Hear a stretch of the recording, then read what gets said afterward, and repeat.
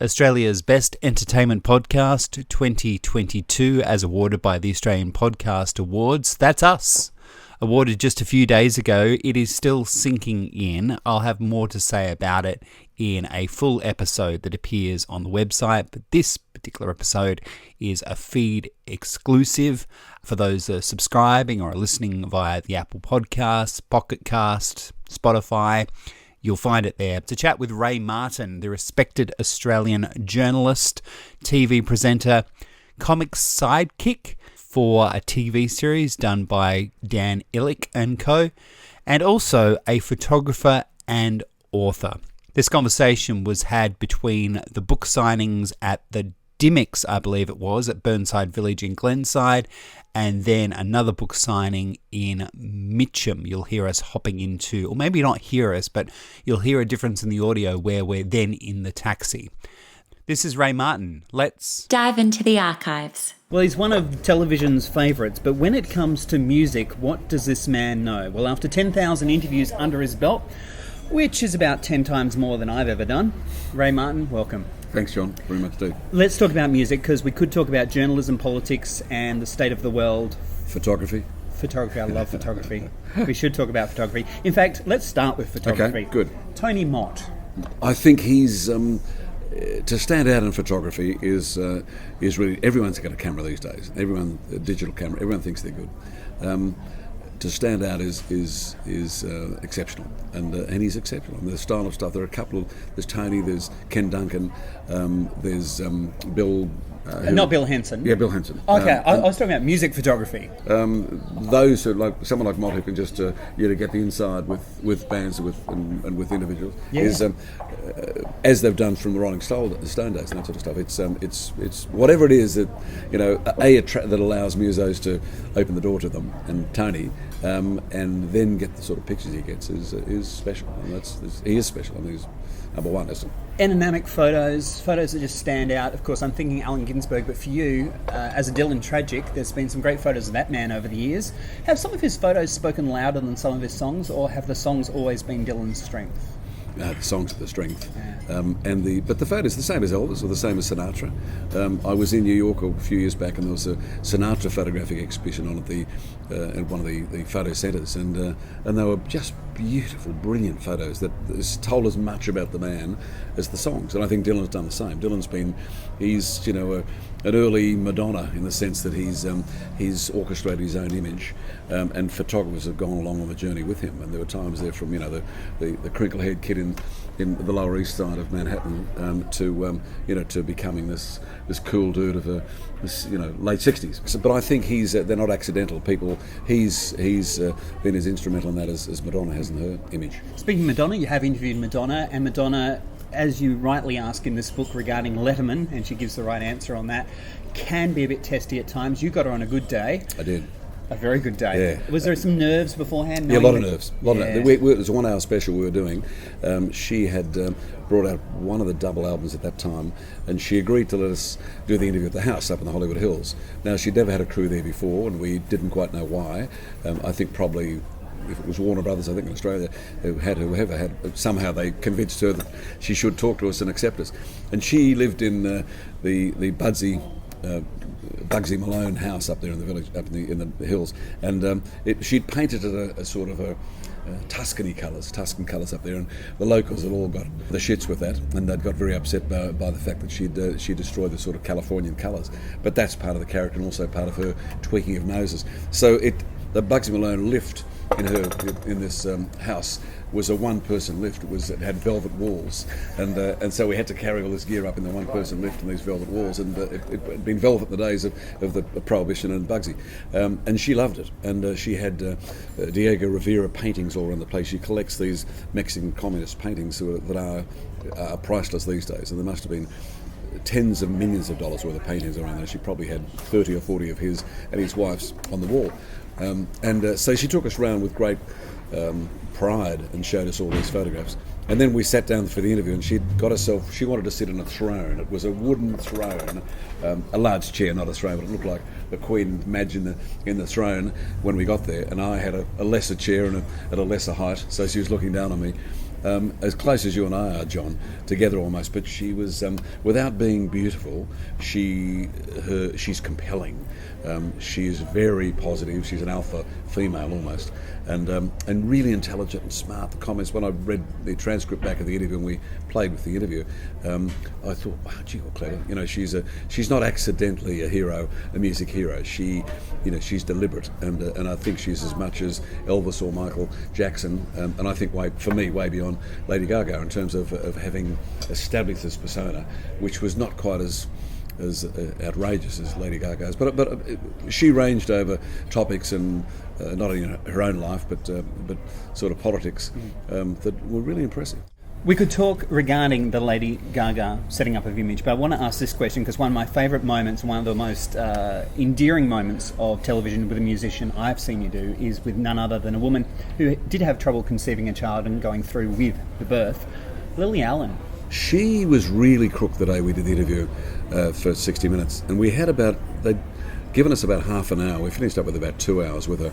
But beautiful television, though. Yeah, no, I really liked her. I mean, the music I could take or leave when I first heard it and listened to it for the interview. And she came in and she had a flu. It wasn't just a cold; it was a flu. And there had been some talk from the record company that she just wouldn't be able to make it. It sounded like another rock star opting out of an interview after a late night, but she was just, she was almost bleeding with pain from the flu that she had, and yet she got made up and sparkled and went to work. And I think that was so. The interview we got was a little more, a little softer.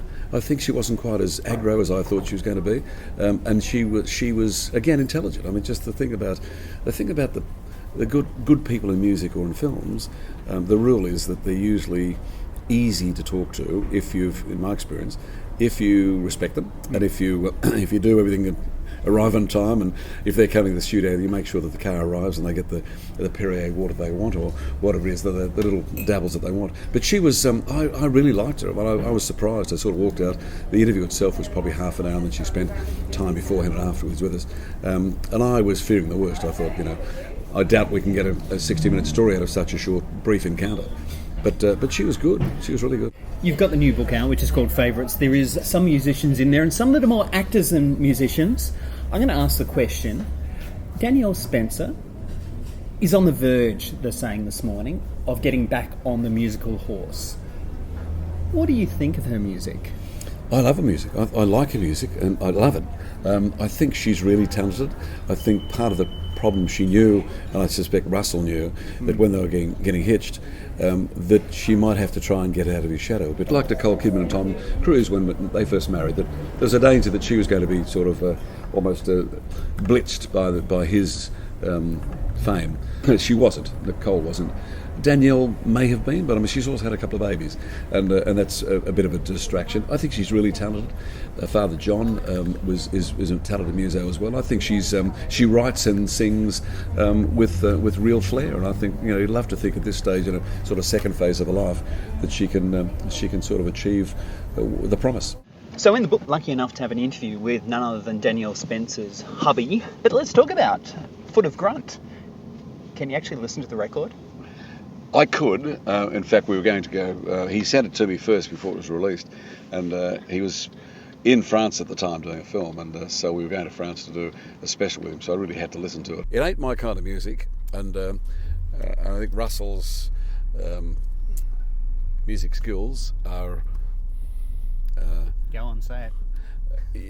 He's a better actor than he is a singer. Let's say that. But nevertheless, he's also a superior, and I mean this with affection. He's a highly intelligent bloke, and he does things better than most. So he rates himself better than most. And I kind of like. Don Bradman didn't apologise for his skills, and Russell doesn't apologise for his own skills and his intelligence. So he sees something in the music that I don't see, but that's all right. He's a great actor, and he likes music, so good on him. And I think the other thing is he gets the right people on the recording, so he wouldn't have put something half-baked out. So whenever you think of it. Yeah. Now, as I say, I don't, it's not my music, and yet of the album that he had there, probably the 3 tracks that I'd play in the car regularly, and that's pretty good. And as well as that, he's not doing it for the fame. He's doing it because he likes it. He loves it, and he likes to, and he's likes to stretch himself. So I think that stretches it, and I think that's as I say, there's plenty of classical music I don't like either, but it's regarded as the best in the world. So who's to judge? It's a very personal thing, obviously. Classical music. What is it with classical music for you? Is it a headspace connection, or is it an app? Where does it fit in? It's odd. I did a piece for a classical music magazine recently, on this, and I did music at school and didn't love it. I preferred art, and I listen to classical music now only when I'm writing, and if I'm in the car or if I'm on a plane on a long trip. If I'm doing a 60-minute trip somewhere, I'll often put classical music on, and after a couple of glasses of wine and I'm sitting back reading or just sitting back dreaming, it seems to fit 40,000 feet in the sky. And the same as if I'm driving through the bush. I may well put John Denver on loud if I'm in the car on my own with the windows down, and I'll do the same with Rachmaninoff or Chopin, and I'll do it, and I love it. And I've done a lot of stuff with classical musicians over the years, with Midday and other programs, and I don't pretend that I'm knowledgeable. I know what I like, and I tend to like things that are more melodic than challenging and provocative in terms of classical music. But I sincerely do. I sit, and my family will attest to this, that I'll turn the music on loud, and I'll write, and I'll go back and put the same CD on, and again and again and again. So I kind of like the repetition. More challenging than classical music. What could that be? I guess rap and some even as you said, Russell Crowe stuff. That I am such a singer-songwriter addict, as I said earlier. I like people who write. I like words in music rather than probably more than sound. But like the Hilltop Hoods. Yeah, yes. But absolutely. But I think I like words more than sound, and that's even something like the Stones or something like those traditional classic rock bands. U2, I could take or leave U2 because I don't hear enough of the words, and I'm hearing the music. So even I've been to the U2 concerts in more recent years, in the last decade when they've come to Australia, and I walk out of there sort of unfulfilled, or I walk out of a Dylan concert, or I walk out of a lesser singer-songwriter, a Tom Paxton sort of person, and I enjoy the trip that words give me more than music, and that's odd for a musical commentator. Yeah, but also in terms of a writer, there's a particular pentameter that you write in, which is what we adore. People will know that by reading the books, that it's not just the voice I've seen on TV, it's actually the way you write and think, I think.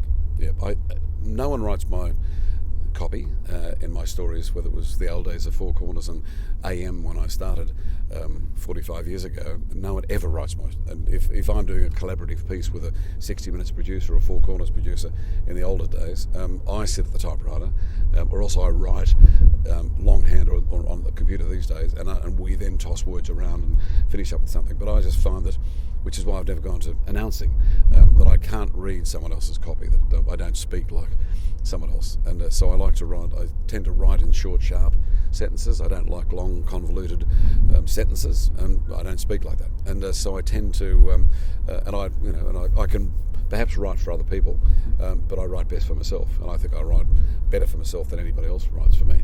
And so there are a lot, and that's may sound strange, but it's not, because most journalists I work with on 60 Minutes and other programs usually have producers who write the stuff, and they'll come back and play it a bit with. But I mean, that's what they like, and that's what suits them. But I like to edit my own films and be with the editor and sit with the editor and write words to pictures that may necessarily not been there at the start. And the same as music. I mean, I just think to work with an editor who knows how to use music, and not word music, oddly enough, but music in a story.